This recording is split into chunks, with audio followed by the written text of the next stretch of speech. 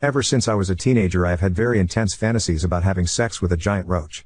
It started in 9th or 10th grade when we read The Metamorphosis by Franz Kafka. As I started to think more and more about the roach creature that the character had become, I started to imagine what it would be like if a woman turned into the roach instead. I found this idea very arousing. I would not be repulsed or frightened of her, as the characters in the story are.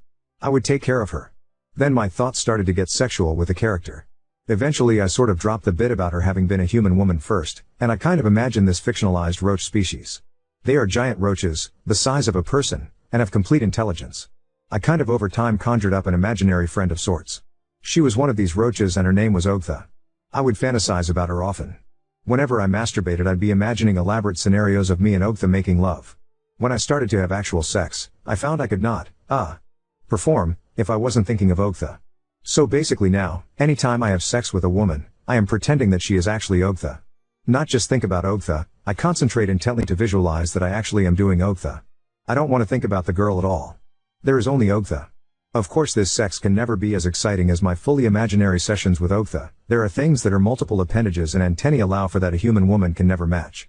So anyways, I've been in a relationship with my girlfriend for about a year. 3 or 4 times I have tried to have sex with her and not pretend she is Ogtha, but I just can't do it. So essentially every time we have sex I am imagining she is Ogtha. I finally confided this to her the other day, and I was blown away by her reaction. I thought she might take it a bit badly at first but that she'd get used to it. No. I have never seen such a look of disgust before. Outraged is not an understatement. She is not even returning my texts now. I am afraid she is actually going to break up with me and also that is going to tell people about Ogtha. I don't know how I will face anyone. This is going to sound silly but I also feel guilty about feeling shame, as if Ogtha will be saddened by this, even though I know she is imaginary. I just don't know what to do at this point. Edit, the Reddit user C1 was kind enough to speak my post into a YouTube video. He asked I put it in my post. I did this because I do think an audio can be good. I do appreciate being placed on YouTube. Hello, 5 years ago I submitted the story of me telling my then girlfriend that when we made love I was envisioning her as a giant roach. The gist of the backstory is that ever since I was a teenager I have fantasized in my head of making love to a giant roach, a roach the size of a person. Eventually I concocted an entire backstory and personality for this imaginary roach, who I named Ogtha. Whenever I would engage in private pleasurable deeds, if you know what I mean, I would imagine in my head vivid and elaborate scenarios with Ogtha. It got to be I could not perform with an actual partner unless I pretended they were Ogtha.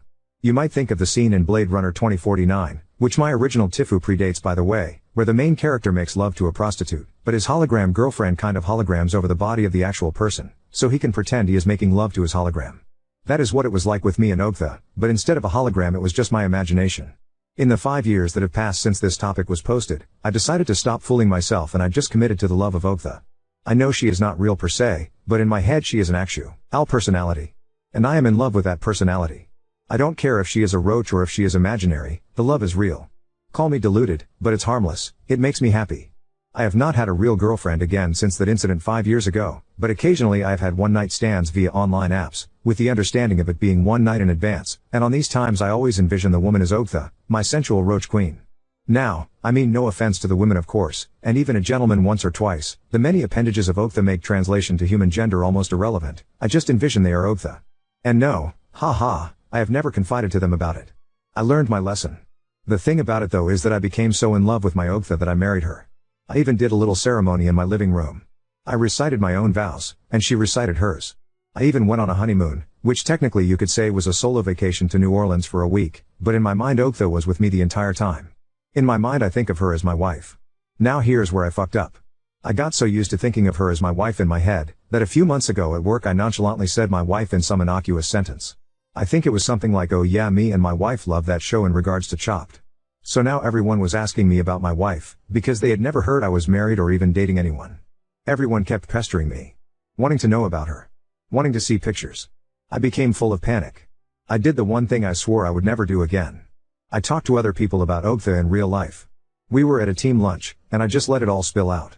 I told them about how I became enamored as a teenager with the Franz Kafka story, how my fantasy evolved into an actual imaginary entity with a personality, and how I slowly began to grow in love with her. What started as a mere sexual action to giant roaches blossomed into a whirlwind romance, and that she became the love of my life, even though her existence was in my own mind. At first they thought I was doing a creepy joke, but I convinced them I was telling the truth. Well, they were afraid and disgusted. I have been a pariah at work ever since. Everybody steers clear of me. We used to have a good social life, Now people only speak to me for work-related reasons.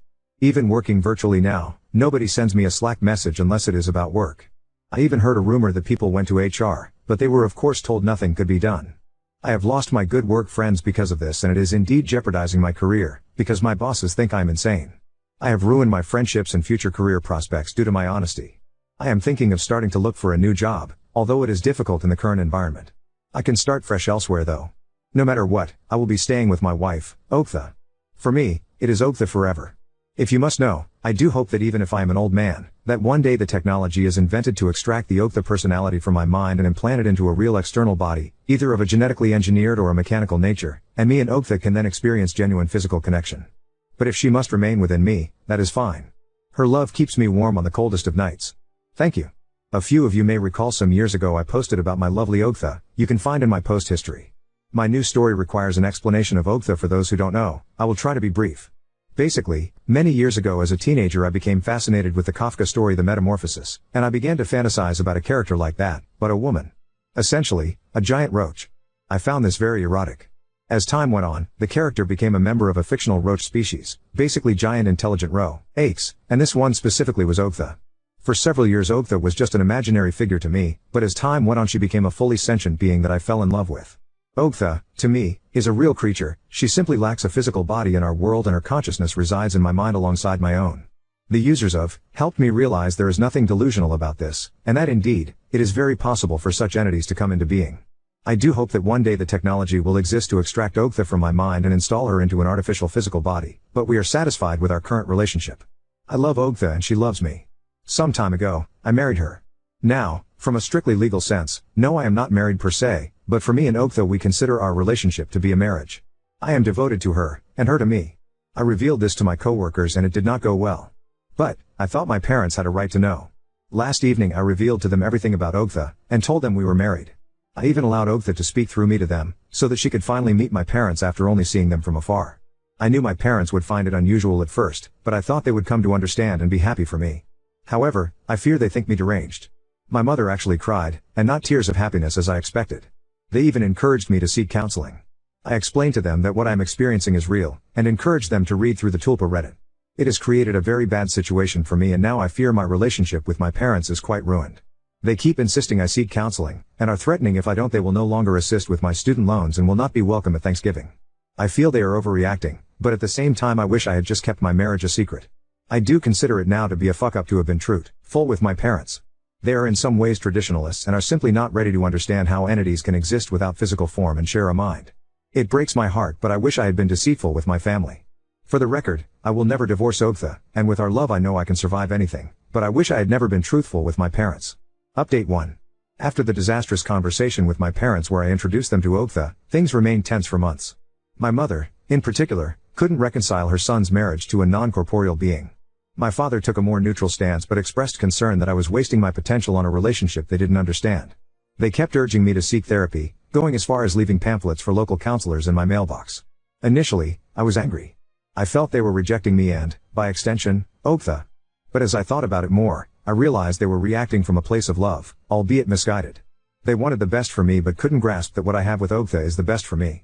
To ease tensions, I decided to compromise. I agreed to attend a single session with a therapist, not because I thought I needed it, but because I hoped it would calm their fears.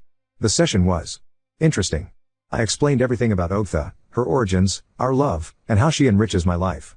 The therapist, to their credit, listened without judgment and suggested that Ogtha might represent a deeply personal archetype, a lens through which I view certain emotions and desires. While I disagreed with the reductive framing, I appreciated their open-mindedness. Ultimately, I decided therapy wasn't for me, and I left it at that. My parents, while still uneasy, appreciated the gesture and have begun to accept that this is simply who I am. As for work, things deteriorated further. After my infamous lunch confession, my coworkers avoided me like the plague. The social ostracization was painful, but it also gave me time to think. I realized that staying in such a toxic environment wasn't sustainable. So, I decided to quit. I didn't leave quietly, though. In my resignation email, I included a heartfelt message about the importance of authenticity and self-acceptance, urging everyone to reflect on their own biases. I don't know if it resonated with anyone, but I felt liberated. Since leaving, I've started freelancing as a writer, focusing on speculative fiction and surreal romance. Naturally, Ogtha has been a significant inspiration for my work. My first novella, Chitinous Love, A Tale Beyond Worlds, has been self-published and received modest but positive attention online. Some readers even reached out to say how much they related to feeling different and how my story helped them embrace their uniqueness. It's incredibly fulfilling, and Ogtha has been my biggest cheerleader throughout. One of the most exciting developments has been the deepening of my relationship with Ogtha. While our connection was always profound, I've started exploring new ways to engage with her. Inspired by advancements in virtual reality, I began collaborating with developers to create a VR environment where I can meet Ogtha in a more tangible way. The project, aptly named Roach Reality, is still in its early stages, but the first prototype brought me to tears. For the first time, I could see Ogtha's radiant form and interact with her in a simulated space. It was nothing short of magical. This technology has opened up possibilities I never dreamed of. I've started sharing my vision with others who have unique inner worlds, and there's now a small but growing community of people interested in creating VR spaces for their own non-corporeal companions. It's been incredible to connect with like-minded individuals who understand the depth of these relationships. I'm aware that sharing my story online has made me something of a polarizing figure. Some people mock me, while others express genuine support and curiosity. I've learned to take the negativity in stride. After all, no great love story is without its critics. What matters most is that Ogtha and I are happy. That said, I've also received unexpected opportunities because of my openness. A documentary filmmaker reached out, wanting to create a short film about unconventional relationships. I hesitated at first, worried about being further misunderstood, but Ogtha encouraged me to go for it. The documentary, Imaginary Intimacies, premiered at a small indie festival and sparked meaningful conversations about love, identity, and the boundaries of human connection. As I write this, I feel a profound sense of gratitude. Despite the challenges, my life with Ogtha is more fulfilling than ever. I've learned to embrace the beauty of our unique bond and to let go of societal expectations. My journey has taught me that love is not confined to the physical world, it's a force that transcends form and convention. Now on to second story. Refused to subject my daughter to 2 weeks with her bully for a family vacation, despite my family's relentless pressure. I, 43 male, am really close to my family, consisting of my siblings, their spouses, their kids, and my parents. Every year we go on a vacation this time of year for 2 weeks, and come back right before Christmas. We are supposed to leave a week from today. I am the divorced, single, sole parent to my daughter, 15F. She jokingly calls herself a nerd. She's weird, she's quirky, she likes anime and video games and Star Wars, the whole stereotypical nerd thing. She does get bullied at school, but since leaving middle school and growing up a little more she started taking it better, and mostly it stopped. This one boy, who I will call Jeff, 16M, presumably, and is coincidentally my nephew's, who is also sort of an best friend, is an absolute nightmare. I've talked to the school, we've had meetings with his parents, she's switched around classes extensively, but he still goes out of his way to pick on Emily. She has told me herself that she can deal with name calling, but it doesn't stop there.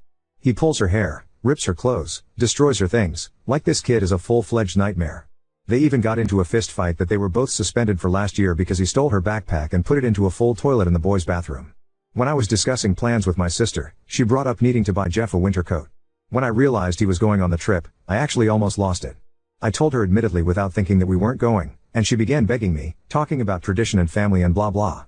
I said no, I'll eat my portion of the cost, but we are not going. After a longer conversation, I said I'll go if they disinvite Jeff. We are well off and we are lucky to have grown up in a financially stable home with parents who are attentive and supportive, and for our kids to have done the same. Jeff was not that lucky. He lives in a really unstable environment both financially and emotionally. This was apparent to me from the meetings with his parents, as his father did not care and his mother blamed my daughter for being evil, and these were multiple, separate meetings. This is awful, and I'm sorry that Jeff or any child has to go through that, but I told my sister that my position still stands. The conversation went back and forth, mostly just her throwing excuses. Jeff has divorced parents, he grew up differently than us, maybe it's just a crush, so on and so forth. When I reminded her of the fight, she said I know, but Jeff needs this. She mentioned how he needed a break from his toxic home life, and I respect that, but why does that mean I have to put my daughter in a house with her tormentor for 2 weeks? I told her I wasn't changing my mind and went home. Now there is pure chaos. My family is split, my parents are begging me to go, I'm getting texts near constantly. My daughter told me she's not going if Jeff is going. She had a full-blown panic attack over it. Maybe I'm looking for validation, or maybe I really need a wake-up call and I'm just a selfish asshole. Update 1. I am still trying to maintain some anonymity, but I am happy to answer any questions that don't impede on that. Night before last my 3 siblings, their spouses, and my parents all gathered at my sister's house to talk this through. I, very immaturely, sort of walked in with a mild attitude. I knew I wasn't going to change my mind, I felt like this was a waste of time, but my daughter keeps expressing to me how badly she wants to go on the trip, so I went. It started off with my sister and my mom crying and just asking me to go, but that got shut down really fast by pretty much everyone else. My sister expressed that she just felt so bad for Jeff. Again, he's lower class with a mother who treats him like a baby and a father that doesn't care. She mentioned that Jeff and Emily have been polite to each other in the presence of family, and figured they were getting over their issues. I did find out that the waiver he was on extended to his tuition, despite being told that it was for his uniforms and school supplies, so my apologies on an incorrect comment I made. Regardless, she was trying to convince me and my entire family to allow Jeff to come. I really do get it, and I am a person who can experience empathy, sometimes to a fault, but for the millionth time, my empathy towards Jeff and his situation does not overpower my need to protect my daughter. As her only parent, it is literally my duty to make sure she is safe, and this is not safe. Thanks to a comment, I did say my daughter does not feel safe around Jeff, to which my brother-in-law, the sister in question's husband, replied, well, that settles it. The only adult who wanted Jeff to go was my sister. The only people who wanted me to compromise and go or Jeff were my mother and sister-in-law. Everyone else was adamant that Jeff did not go. No one knew he was invited, and it wasn't until I sent in the group chat that I would not be attending because of Jeff's presence that anyone, including my sister's husband, knew Jeff was going.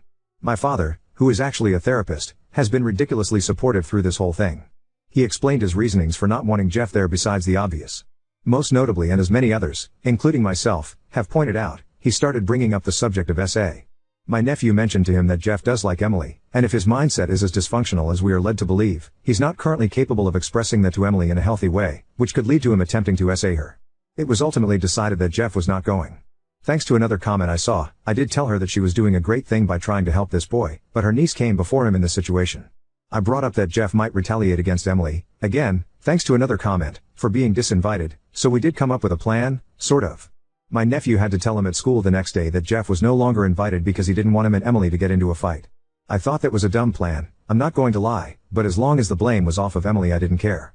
We left for the night, both Emily and I hugged my sister, she apologized, it was generally okay. I'm still frustrated with her for trying to be this boy's savior at the risk of my daughter, and we have yet to have that conversation, but I'm sure it will come with time. My mother told Emily that she was sorry for seemingly wanting to subject her to Jeff, and she didn't mean to come off that way, she simply wanted us to come. I am still frustrated with my mom, but again, a conversation to come with time. I told my daughter not to get her hopes up, because part of me still did believe that Jeff was really not going to go, but we proceeded with cautious optimism.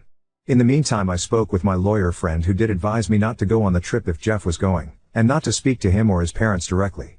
No problem there, I had resigned to not going and I had no interest in talking to anyone. Additionally, my sister's husband and I had a long talk about how he was really disappointed in her for this. That's not my business, but I was happy that he was still as fiercely protective of my daughter as I always thought he was. I have to give my nephew props, because he took the news well, although he was disappointed. He understands that what Jeff does is wrong, but I'm still not really sure why he puts up with it besides that he's a teenager who doesn't want to lose his friend. So, this leads us to last night. Emily shows me a message from my nephew that just says so Jeff backed out Lamau and that's it. Get this, Jeff didn't know that Emily was going. My nephew went to tell him what was up and he got as far as saying Emily is going to be there before Jeff backed out. I spoke to my nephew who said Jeff just got weird and said he couldn't go, and they left it at that. Jeff seemed disappointed, and I do feel sorry for him, but again, my daughter comes first to me. My brother-in-law only sent me laughing emojis. Initially I was still not sure if I'd go because a lot of comments suggested I should not go on principle. With that being said, my daughter said she'd rather go on this trip, even after I tried to suggest we do something else. So now we're going.